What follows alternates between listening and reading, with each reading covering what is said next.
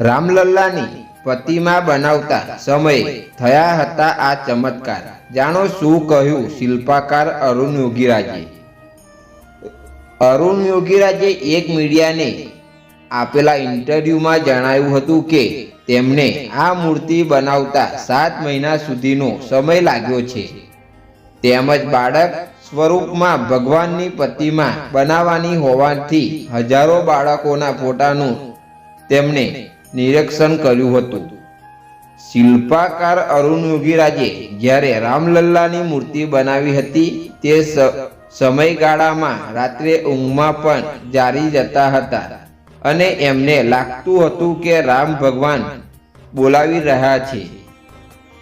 અરુણ યોગીરાજે એક મીડિયા ઇન્ટરવ્યુમાં જણાવ્યું કે તેઓ જ્યારે ગૃહમાં રામલલ્લાની મૂર્તિ બનાવતા હતા ત્યારે સવારે રોજ 4-5 વાગ્યાના સમયમાં ગૃહમાં એક કપિરાજ આવતો અને મૂર્તિ બનાવતા જોઈ રહ્યા। એક દિવસ ગૃહના દરવાજા બંધ કરીને મૂર્તિનું કામ કરતા હતા ત્યારે કપિરાજે દરવાજો જોરથી ખોલીને અંદર આવી ગયા હતા।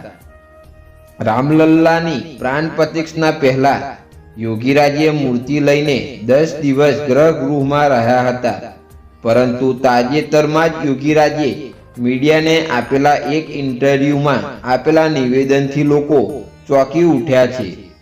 અરુણ યોગીરાજે જણાવ્યું છે કે આ મારી બનાવેલી પ્રતિમા નથી।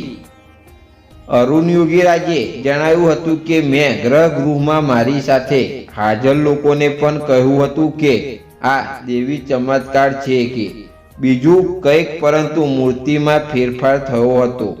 જે રામલલ્લાની મૂર્તિ મેં બનાવી હતી તે આ મૂર્તિ નથી।